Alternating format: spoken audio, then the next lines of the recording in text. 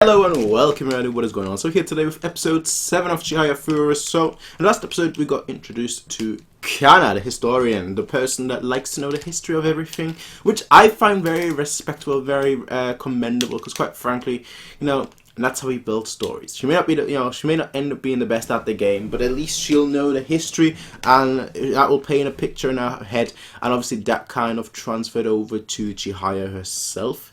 So I'm very intrigued to see where it goes next. There isn't really that much to talk about besides that. Kana, her story or her introduction was basically last episode, and I really want to see where we're going from here. Now the club has sort of started. I mean, we still need more members for it to be an officially recognized club, but that's not the case at the moment, so we'll see. But we're going to get started. That's the end of the episode too. Literally like a minute. Because I had to pause halfway through. For those of you guys watching the highlights, I had to pause halfway through. Well, not halfway through, pretty much right at the end. Like literally a minute before the ending. Just because somebody was at my door selling something. Because I was buying something and they were delivering it, and they literally just came and I had to pause. I was like, damn it!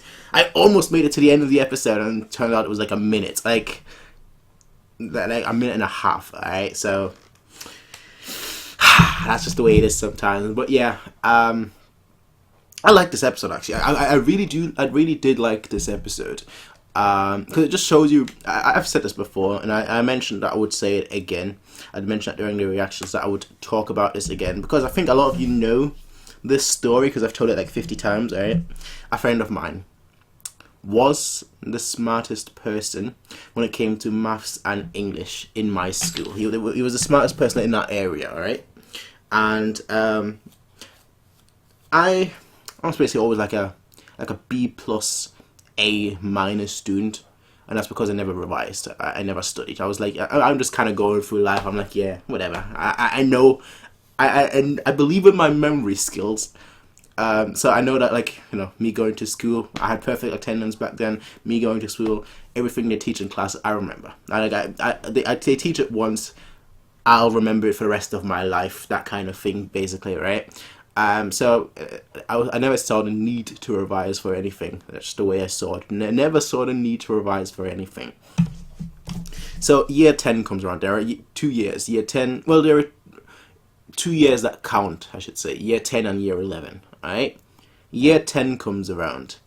And basically the way it works the way it works in England is if your grades in year 10, so say you get a C in year 10 and you get an A in year 11, that A matters.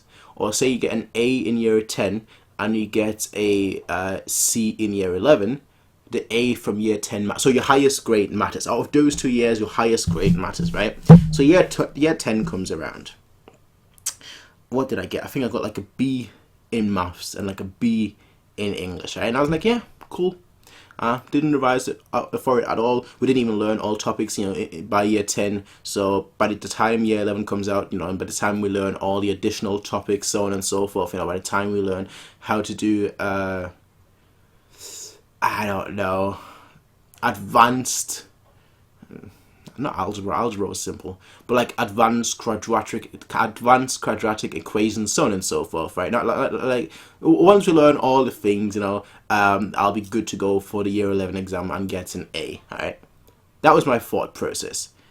But my friend got an A star in year 10, and he's one of those people that always studies. He still studies all the time nowadays. He had a lot of talent. And he was quite determined. He currently studies medicine, actually. I still consider him my lifelong rival, right? Moral of the story is here. This, right? He got an A star in year 10. I think 97 out of 100. And he got the highest marks in our area. In the area where we were. Because Manchester is huge, and there is obviously multiple schools in each area, but he got the highest marks, and I was like, damn, I'm not gonna stand for this. Like legitimately, I'm not gonna stand for this. Like he got all these awards and whatnot for like the highest mark in this area. Woohoo! And I'm like, no. We're not playing that game right now. We're not playing that game. So what I did, for the first time and the only time in my life, I actually sat down and studied. It was for a good half a year or a year. The number keeps getting bigger or keeps getting smaller. I really don't know how long it was, but it was pretty much what seemed like 4 or 5 or 6 months. That's what it felt like. And I just sat there and I was like every single day, non-stop, like legitimately, because we had like a CD. It was like called like My Maths or something along those lines, right? Like a CD. And like, you know, it had like every single topic. I was like, okay, I'm gonna go through every single thing, no matter what I'm doing. I could play League of Legends. You know, back then I was playing League of Legends and whatnot, and Smite. So not Smite, League of Legends, TF2, and like other games, Meetin' 2, and so on and so forth, right? And I was like, okay, I'm gonna make sure even if I'm playing on one screen, I'll have the CD on the other screen. So even if I'm doing something which is supposed to be relaxing, I'm doing something stressful on the other screen. And I'm going to make sure that I'm going to be doing this every single day for multiple days for the rest of this year until the exams comes around. Okay, exam comes around. Got a higher mark in him in maths. I was like, okay, 90. The annoying thing is this as well, right? I got 98. And on like the day before the exam, I was like, okay, I've gone through pretty much every single thing on this CD except for one thing. Except for one thing. It's, you know, and I'm the kind of person that I went through all the past papers and everything, and I was like, okay, I'm ready. No matter what comes, I know exactly what I'm gonna do. I know exactly everything, right? Except for this one thing. It was like a quadratic equation, which is why I hate that word so much. It was like a quadratic equation with like a line as well, and like with a graph as well, and you had to like draw out the equation on the graph. And I knew how to do the equation. I just didn't know how to do the graph. And I was like, shuckleberries, all right. And exam comes around, and the only time this question came up on the exam was that year. And I was like, damn it! If I only had spent that 10 minutes just going over through it, I could have maybe just done something with it. I didn't. I had all these formulas in my head. I had everything in my head. I was like, yeah, I'm on it, just to beat him. And that's kind of the process that you kind of need. Like that's why I think like I think a rival is indispensable. I think like having someone to surpass or having someone to look up to, someone that challenges you. You know, in this case, obviously Taichi and Destomu. You know, that's kind of what the relationship seems like. And obviously Taichi with Arata as well as Chihaya. Just having that kind of relationship moves you forward, it drives you forward. Whereas usually you just do it for the sake of it.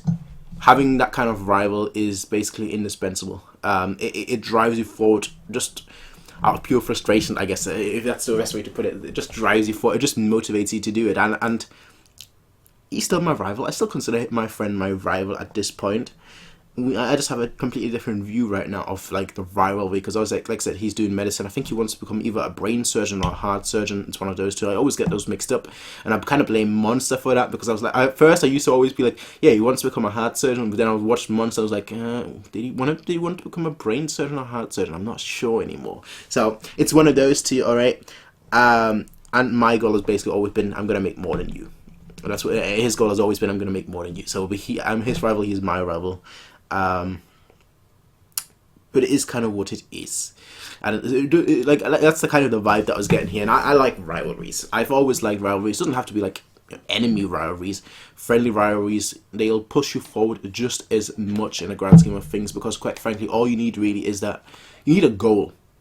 Because it's all good and fun practicing something endlessly, day in, day out, but unless you have a goal that you can actually strive for, and you can actually see, you know, how much progress you're making, it just all feels kind of monotone and repetitive and all for nothing.